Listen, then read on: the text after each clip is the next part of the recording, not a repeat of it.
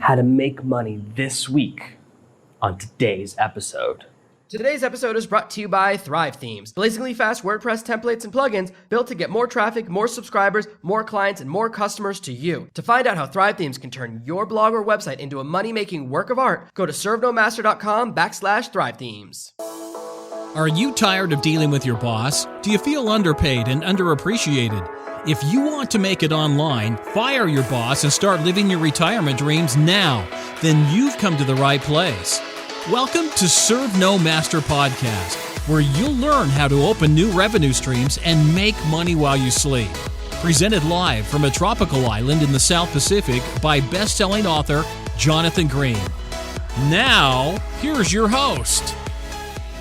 Last week, I received one of these emails that I get all the time from a new person who just read Serve No Master, and she was so inspired and wrote me this amazing email about a plan she put together to leave her job in about a year to 18 months, and she was going to start taking action immediately. And I love getting those emails. I love when people send me that inspiration email, and it really gets me going. It makes me feel good to know that some people out there are being affected by my message. Even more exciting was an email I received just a few days ago, where she messaged me to let me know that she'd already started 2 new projects. She'd already earned money 2 different ways online, and emailed back to ask a little more, and then she told me now it was 5. And I'm so excited by people taking action. I kind of want to break down the process so you can have the same type of results. It all begins with transitioning from the research to the action-taking phase. Some people read Serve No Master in a day. I know it's really long. Some people it takes a month, and that's okay. During the time where you read a book, you go through moments of really great excitement, and then it will kind of temper.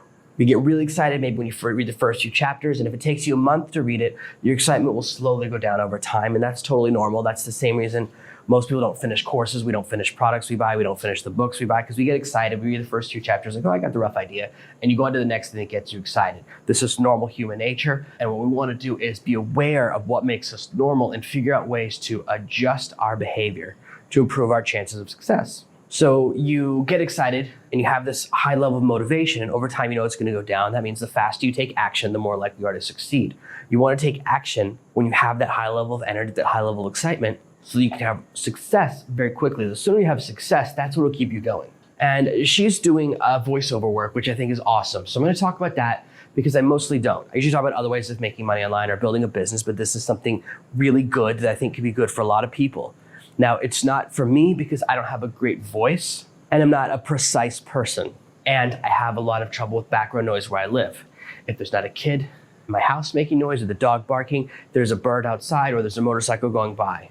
Even right now, at 5 a.m, no one's awake yet. The ocean is so loud this early that my microphone picks it up a little bit. And there goes a bird. It's just the nature of where I live. So for me to get a perfect, pristine sound is a little bit challenging.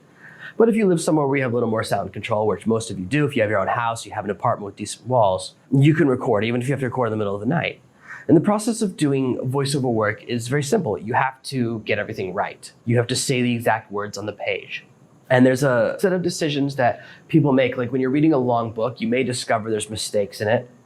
I tend to send my books to the narrator before I've caught every mistake. Sometimes I don't catch a grammar mistake here or there for a year. It happens. And so you run into those mistakes and you have to decide, am I going to email the author and slow down this process? Or am I just going to read through it? I'm going to try and guess what they meant. I don't know the right answer for that one. Most readers I know just read whatever's on the page. That seems to be the standard response. Only once in a while, if it's really egregious, will you email the author. I've only ever had someone email me, I think, about 2 different issues, 2 different little mistakes over the 30 or 40 books I've sent to readers. Now, narrators can do very, very well. Every time I sell a copy of one of my audiobooks, the narrator makes exactly the same amount of money I do. If I make $2, the narrator makes $2. If I make 30, the narrator makes 30. We're in it 50-50. So narrators can actually do very well long term. Narrators can also get sweet money in the short term. There are many narrators charging $200 to $500 an hour. Now, the measurement of an hour for a narrator is a little different. You're not measuring how long you're working, but how long your final product is. This is where your efficiency comes into place. If you can read an hour of the book in an hour without making mistakes, yeah, you're making $500 an hour. But if you make tons of mistakes and it takes you 5 hours of retakes and editing, well, then you're making $100 an hour for the same money. So as you get better, as you get more efficient, You make more money simply by making less mistakes that you have to go back and fix. So how do you find clients as an error? How do you get out there?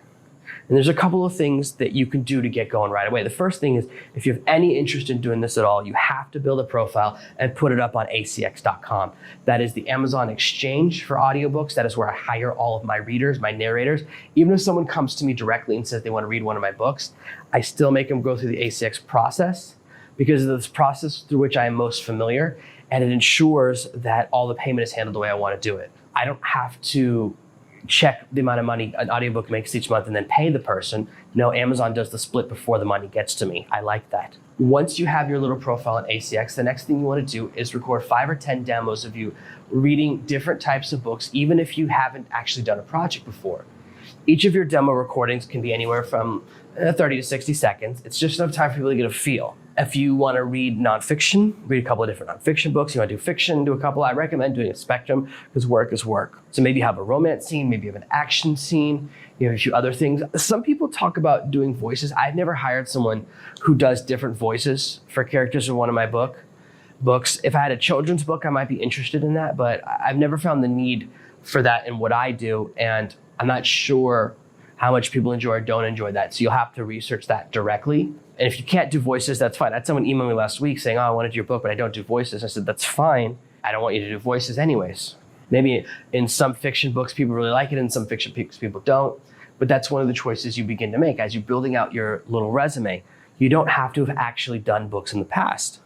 You can just have samples. Now, the next step in the process is to apply for everything. I absolutely recommend that you apply for every book you can find where your voice fits the qualifications. You know, when someone posts something up, when I post a book, it says, what gender do you want? What age do you want? Do you want a particular accent? You have to fill out a few questions. It's just how it is. It won't let you push the book until you put those few questions up. And so once you have your questions in place, once you have your answers and you see what someone wants, you can go, oh, well, I have a Midwestern accent. And so any book that says they don't care about the accent, they want American accent, they want Midwestern, you can apply for it. You also have to check the gender, of course. And I recommend applying for tons. So the application process, and we're just building one funnel. I'm going to go through several different ways. The application process is quite simple. You see a book you like, you download the script, you record yourself reading the script back, and you upload the file. The total time to apply when you're first starting out is about 10 minutes. As you get better, that will drop down to 5 minutes. That means you could apply to at least 10 jobs per hour. And I recommend that you start applying to loads. Now, I also recommend you start with smaller books so you get a feel. My first batch of books, a lot of the ones I did were about 10,000 words, and that's about an hour of work. That's an hour final product. Don't commit to a 50-hour book or like a 10-hour book until you've done smaller ones to get a feel.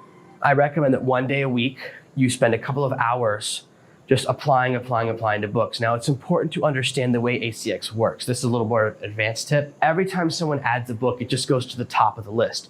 So some people will add a book at midnight. They're working after work. They upload their book to ACX. They say they're looking for a reader. In the morning, 20 more people do theirs before work. The one before midnight might not have any applications because it got pushed to the bottom of the list. Search results are always listed by what's the most recent offer. There's no other way of sifting through search results. So I recommend looking for ones that kind of went in overnight or that are a little bit older. Just because they're older doesn't mean they picked anyone. Sometimes when I have a book, I have to wait 2 weeks to find the perfect voice. And there's no predicting what people want. I think you're going to be a little bit pleasantly surprised when Procrastination audiobook is ready. It's already been finished and submitted to Amazon for final approval, but it takes a little bit of time. So as far as the actual process, once you get hired for one of these jobs, you then have to record the book, upload the file, following a couple of rules as far as how to put the table of contents, how to do the front and back matter. There's some specific rules for audiobooks. You know, when you say, this is by Jonathan Green, read by Jonathan Green, or those things, you have to follow those rules. It's not too complicated. They tell you what to do. It's like an extra 30 seconds. Once you upload it and the person approves it, they say, yep, you did a great job. Amazon takes 6 more weeks to do their approval process. It could be a full 6 weeks before your book actually appears for sale, your audiobook. So there can be a big space between when you do the work and when you get paid. And this is one of those situations where you can choose to get a flat fee or choose to be a percentage. As you take jobs and negotiate, and maybe you'll do a mix. But it really is, mostly in my opinion, the better way to go is with split fees. So if you have like running income, you have income going over time. And once in a, you might have a couple of books that they don't do that great, and then you'll have one that's a big winner, and kind of it'll even out over time. I do recommend it. It's a little bit gambling on yourself, but also you're building up your resume a little bit. If you think a book is absolutely terrible and no one's ever going to buy it, then yeah, I guess you can do a flat fee. But I think that percentage is good for both sides of the equation. So once you build up your ACX funnel, and it's really simple, you put a profile, reply to people. You can also email every author that you like. Say, oh, I saw your book is up. I just want to let you know I submitted my thing. Let me know if you like the style of the voice. I'm more than happy to record a second one in a deeper voice or a slightly different change if you want a different tone. That's okay. It's really good to be more proactive. If you email someone, you're more on their radar at least. The next thing you can do, and I absolutely recommend this, and I cover this a lot in some of the training I have in the Earn 1K This Month free program at servenomaster.com/1K. You can go there and you'll see this podcast, a lot of other episodes, and mostly that training focuses on how to make money freelance writing, but this is how to use a different skill, which is voiceover work, which is wonderful. Now, what I'm teaching you now, of course, applies to multiple different skills. You just have to find the right platform. If you want to do graphics, there's websites for graphics. If you want to do music, there's place for music. So it's really just about the concept as much as it's about being a voiceover person. The next thing you want to do is put up a profile on Fiverr. Again, you want to have a couple of your recordings, talk about what accents you can do, what type of voices you do, what kind of projects you could do. On Fiverr, you get paid smaller money for smaller projects. Some people get paid $5 for 50 words. Most projects will be larger, but you're doing pretty good. One of those $5 projects takes you about 5 minutes. Suddenly you're doing $60 an hour, and you're building up your skill set, your experience, and your catalog. Putting in one of those profiles is really good. Of course, how do you get those first customers? And again, I recommend advertising in lots of different places. You should tell everyone on Facebook what you're up to. Say, hey, if you're looking for someone to do voiceover work, I'm really trying to experiment with my voice. If you're looking for someone for graphics work, I'm really trying to do more graphics work. Whatever you want to do, put the word out. I always recommend letting people know what you're interested in doing, what you want them to know about. And some friends will go, oh, I'll hire you, or I like your voice, or they'll say a friend of a friend will hire you. And you'll start to get a little bit of traffic. The real key is to put a few things in place and let people know. Once you have a few samples, you can start building things. And again, we at this point can fall almost perfectly into the 1K program. The ACX part is what's unique for doing voiceovers, but then it falls into the same things. You go to Fiverr, you go to Upwork.